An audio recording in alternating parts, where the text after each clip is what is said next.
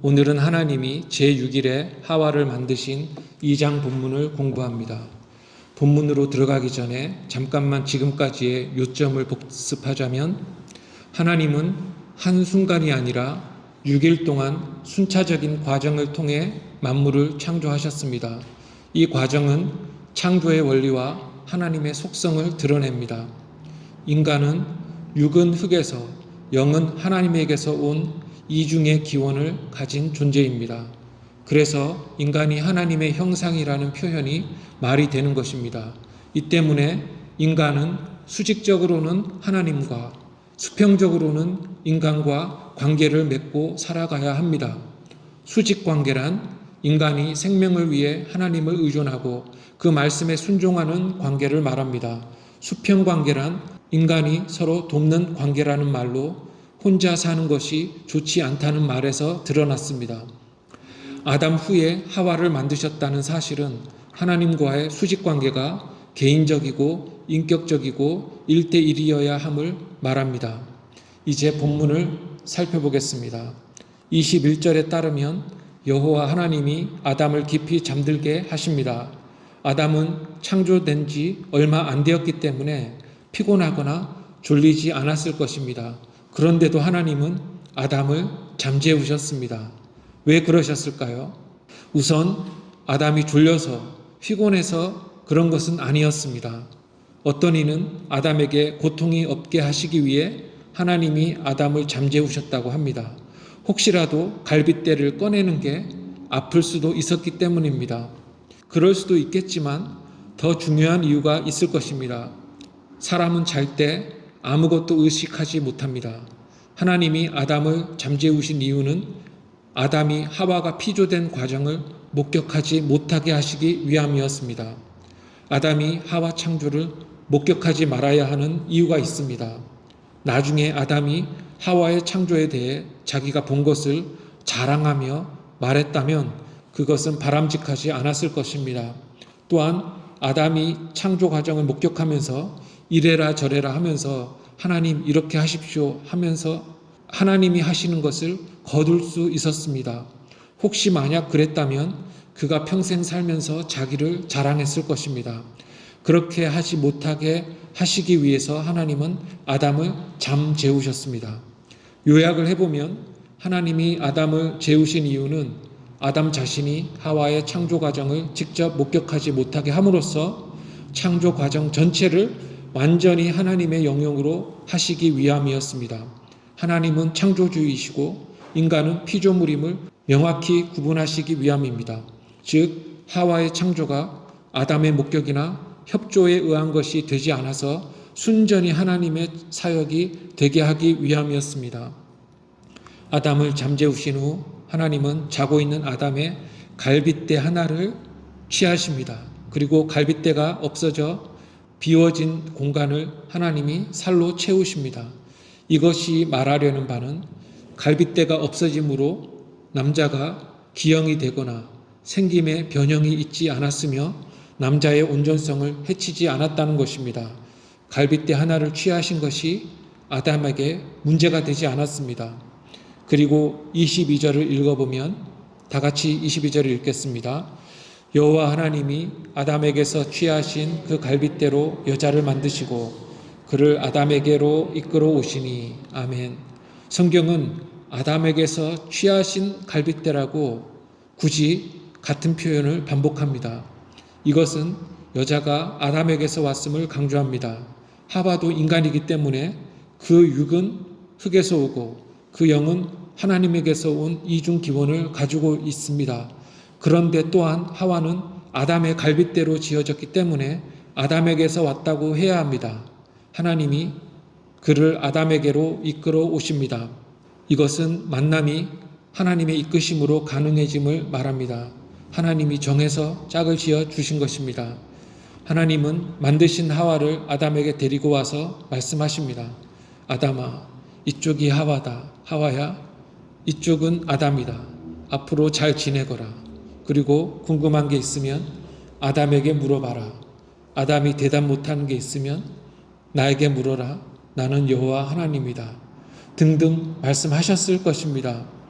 만약 잘 지내거라 또는 서로 도와라고 말씀하셨다면 우리는 명령을 따라야 합니다.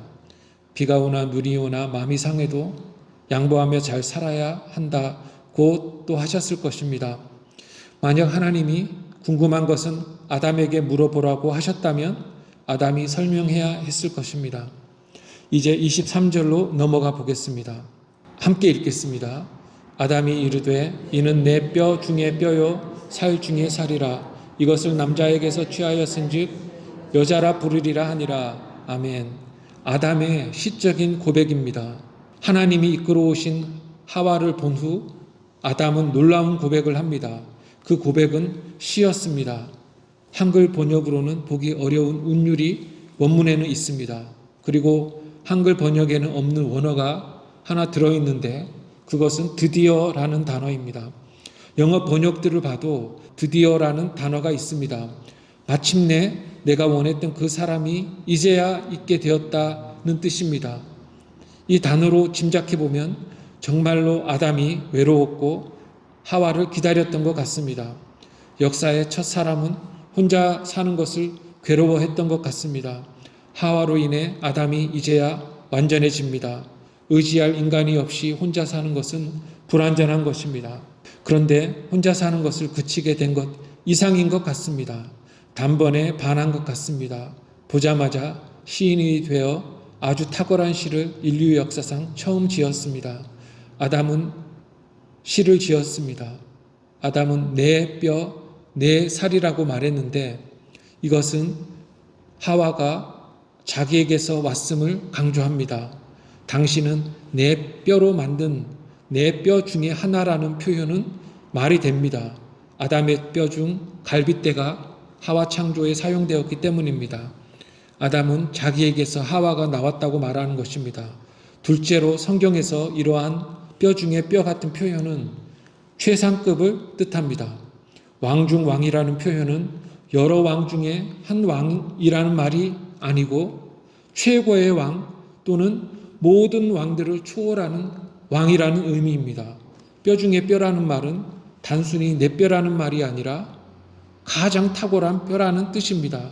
즉 아담은 지금 하와가 최고라고 말하고 있는 것입니다. 즉 외모에서든지 내면의 아름다움이든지 하와의 아름다움, 탁월함을 노래하고 있는 것입니다.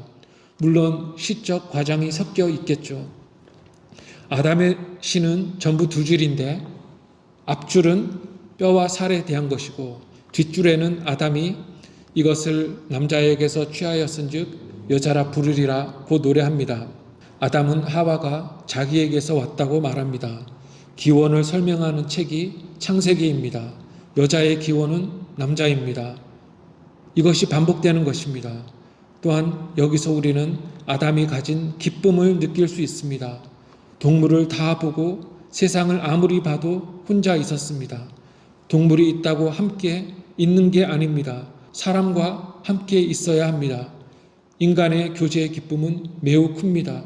세상이 아무리 아름다워도 혼자 있는 것은 고통입니다. 그런데 하와를 보자마자 마음에 들었던 것 같습니다. 상중하를 평가하라면 좋아하는 사람과 함께 있는 게 좋은 것입니다. 그런데 싫어하는 사람과 함께 있는 것은 좋지 않습니다. 그런데 홀로 있는 것은 최악입니다. 그리고 아담은 여자라 부르리라고 말합니다. 아담은 새 인간의 이름을 여자로 지었습니다. 여자라는 말은 남자로부터라는 뜻입니다. 하와라는 이름은 인간이 타락하고 난 후인 3장 20절에 처음으로 나옵니다. 그 전까지는 아담과 하와는 서로를 남자와 여자로 불렀습니다. 아담의 갈빗대로 만든 사람의 이름은 여자였습니다. 이름을 부른다는 것은 특별한 것입니다. 하나님이 동물을 이끌어 오실 때 아담이 모든 동물들의 이름을 지었습니다. 동물의 특성을 파악하고 이름을 지었습니다. 아담은 이름을 많이 지어보았습니다. 그런데 하와를 보고 나서 아담이 파악한 하와의 특징은 남자로부터라는 것입니다. 이 말은 아담이 보기에 하와가 자기와 너무나 같다는 것입니다. 물론 짐승들과 비교해서 그랬겠죠. 이것은 모든 피조물 중 자기와 가장 비슷한 사람은 바로 여자뿐이라는 것입니다. 그래서 여자는 남자로부터라는 뜻을 가집니다. 아무리 봐도 너는 나에게서 왔구나 라는 말이 여자의 이름에 들어있는 것입니다. 여보세요, 저기요 하는 것보다 이름을 부르는 게 훨씬 더 친근감이 있습니다. 여보세요 하면 여기를 보라는 것인데 이름을 잘 부르면 그 사람과 친근해집니다. 친구와는 이름을 부르는 것입니다. 이름을 부를 때 동등함을 내포하는 것입니다. 아담은 자기에게서 나온 자를 여자라고 불렀습니다. 그리고 이제 매우 중요한 구절이 24절입니다. 함께 24절을 같이 읽겠습니다. 시작. 이러므로 남자가 부모를 떠나 그의 아내와 합하여 둘이 한 몸을 이룰지라. 아멘. 남자가 부모를 떠나라는 이 말을 누가 했을까요? 아담은 당시에 인간 부모가 없었기 때문에 이 말을 할 수 없었을 것 같습니다. 모세오경을 기록한 모세가 말했다고 보는 게 합리적입니다. 모세가 첫 인간 창조를 기록하면서 성경적인 원리를 제시하는 것입니다. 원래 부모는 그의 아버지와 그의 어머니라고 원문에 적혀 있습니다. 아버지만이 아니고 두 부모 모두를 말하는 것입니다. 자식이 부모를 떠나는 것에 대해서 한번 살펴보겠습니다. 성경에서 떠나다라는 말은 종종 미워하다라는 말과 유사하게 사용됩니다. 창세기 12장을 보면 하나님은 아브라함에게 아버지의 집을 떠나라고 명하셨습니다. 예수님은 누가복음 14장에 보면 제자가 되려면 부모와 처자와 형제와 자매와 자기 목숨까지 미워하라고 말씀하셨습니다. 아브라함의 경우에는 친숙한 것과 자기가 의지하는 것에서 떠나라는 말씀이며 예수님의 말씀에는 미워하다는 이 예수님의 말씀은 부모와 관계를 끊으라거나 부모를 돌보지 말라는 말이 아니라 예수님을 누구보다도 가장 사랑하라는 말이 이 미워하다는 말에 담겨 있는 것입니다. 이 두 경우를 종합해 보면 부모보다 아내를 더 사랑하라는 해석이 틀리지 않습니다. 그러나 부모를 떠나라는 말은 부모로부터 독립하라는 것이 가장 자연스러운 해석입니다. 남자가 나이가 어려서 부모와 함께 있을 때는 부모에게서 공급을 받고 부모의 결정에 따릅니다. 그러나 부모를 떠난다고 할 때는 이 두 가지, 즉 생계를 위해 독립하고 또 어떤 결정을 내릴 때 부모의 판단보다는 독립된 한 개인으로서 결단하라는 것입니다. 또 이것은 부모에게서 독립하라는 의미 이상을 말합니다. 부부를 머리로 한 가정이라는 제도에 대해서 말한다는 것입니다. 갓난아기, 유아기의 아이가 독립적이 될 수 없습니다. 부부를 머리로 하는 가정 안에 자녀까지 있어서 한 단위가 되어 함께 생계를 유지하고 또 판단을 내리는 것입니다. 가정의 머리는 부부, 즉 남편과 아내, 아버지와 어머니입니다. 이 가정의 단위가 모든 세상 제도의 기본인 것입니다. 일단 독립적인 가정이 생기면 그 가정은 신성한 것이며 보호되어야 합니다. 남자가 여자보다 먼저 창조되었다는 사실에서는 남자가 우선적이라고 할 수 있지만 가정의 경우는 부부 둘 다 머리가 됩니다. 첫째 이유는 남자가 부모를 떠나 아내와 한 몸을 이루니 그렇게 말할 수 있는 것입니다. 둘째 이유는 만약 부모가 아니라 아버지를 떠나라고 하면 남자가 머리라고 할 수 있지만 부모, 아버지와 어머니를 떠나라고 했으므로 부부가 가정의 머리라고 할 수 있는 것입니다. 성경은 왜 떠나라, 미워하라 같은 강한 용어를 사용할까요? 그만큼 중대한 일이라는 것입니다. 인생을 사는 인간은 가정을 떠나 살 수 없습니다. 가정 안에서 부모에 의해 필요한 자원의 공급이 이루어지고 가르침이 이루어질 뿐 아니라 자녀는 키가 자라고 필요한 지식과 지혜를 배우는 것입니다. 이런 가정을 하나님이 창조의 때에 제정하신 것입니다. 하나님이 자원을 공급하시지만 부모를 통해 공급하시며 하나님이 보호하시지만 부모를 통해 보호하시며 하나님이 가르치시지만 부모를 통해 가르치십니다. 자녀에게 부모는 하나님 같은 것입니다. 이것은 하나님의 인간 창조 사역의 마지막 진술입니다. 즉 창조 이야기의 끝에 부부를 머리로 하는 가정이 있다는 것은 세상에서 가정의 중요성이 큼을 말하는 것입니다. 완전한 가정이 많지 않다는 사실은 하나님이 만드신 제도에 잘못이 있다는 것이 아니라 그것이 타락의 결과이며 인간의 완악함 때문이라는 것입니다. 마태복음 19장에서 바리새인들이 예수님께 어찌하여 모세는 이혼 증서를 주어서 버리라 명하였나이까? 라고 물었습니다. 예수님은 그 다음 절에서 인간의 마음의 완악함 때문에 모세가 이혼을 허락했다고 말씀하십니다. 타락 전에 하나님이 창조하신 세상은 완전했습니다. 만약 어느 가정이 온전하지 못하다면 그것은 창조의 불완전함 때문이 아니라 인간의 불순종과 타락 때문인 것입니다. 이로써 본문을 통해 간파할 수 있는 창조의 청사진을 한번 알아보겠습니다. 먼저 신앙이란 개인적인 것입니다.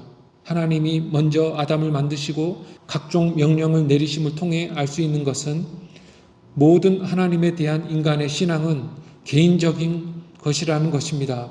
아무도 그의 신앙을 대신해 줄 수 없고 다른 사람의 신앙 때문에 내가 천국에 갈 수도 없고 거꾸로 다른 사람의 불신앙 때문에 내가 지옥 가지도 않습니다.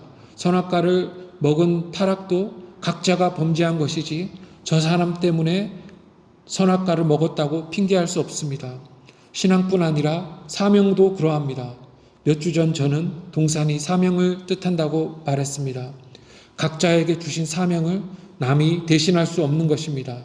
내게 주신 사명은 다른 사람의 것과 같을 수도 있고 다를 수도 있습니다. 같은 경우에는 협력을 할 수는 있겠지만 우리는 모두 각자 하나님이 주신 사명에 생명을 바쳐야 합니다. 아버지나 자녀가 이룬 사명에 내가 공로를 주장할 수 없습니다. 그러나 사람이 혼자 사는 것이 좋지 않고 서로 도와야 한다는 사실도 참됩니다. 그러나 남의 도움을 특권으로 생각하면 안 됩니다. 열심히 일했지만 재앙이나 사고로 인한 고난 중에 있는 사람을 돕는 것은 맞습니다. 그러나 남의 도움을 바라고 놀고 도박하고 게으르면 안 됩니다. 그러한 자들이 말하면 세상이 악해지고 악은 다른 게 아닙니다. 놀면서 도움을 바라는 게 악입니다. 신앙이 무엇인지 모르거나 일에도 소출을 거두지 못하는 자들이 있습니다. 어린 아이들이 그러합니다. 그래서 그러한 자녀는 부모 아래서 신앙을 배우고 부모에게서 삶의 지혜를 배워야 세상에서 살아갈 수 있습니다. 그래서 가정이 있는 것입니다. 가정은 있어도 되고 없어도 되는 것이 아닙니다.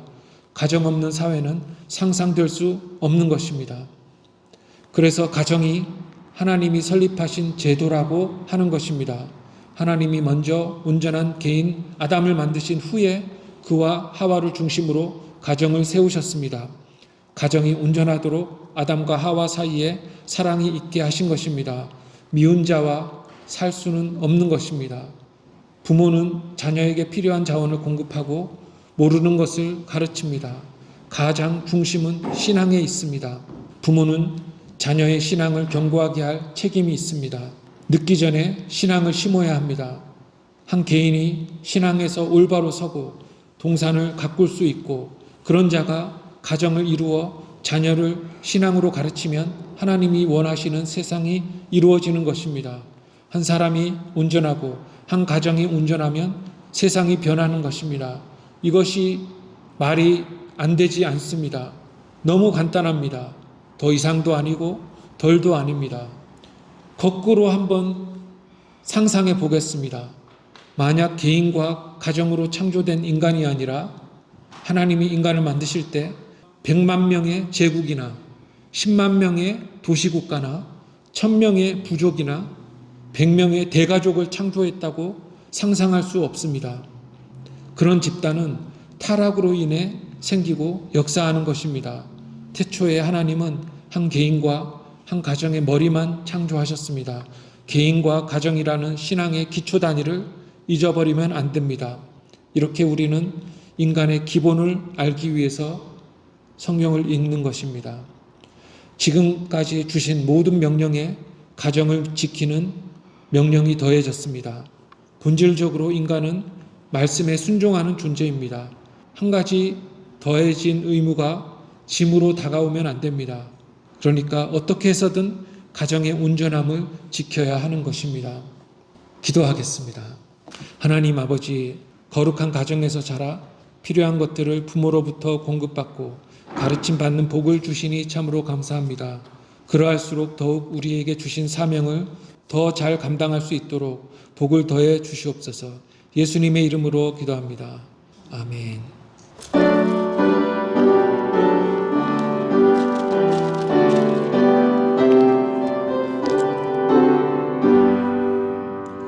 내 주의 나라와 주 계신 성전과 피 흘려 사신 교회를 늘 사랑합니다.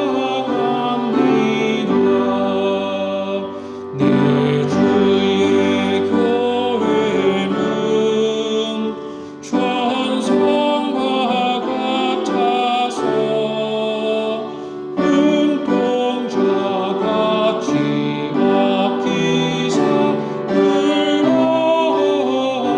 의로하시네.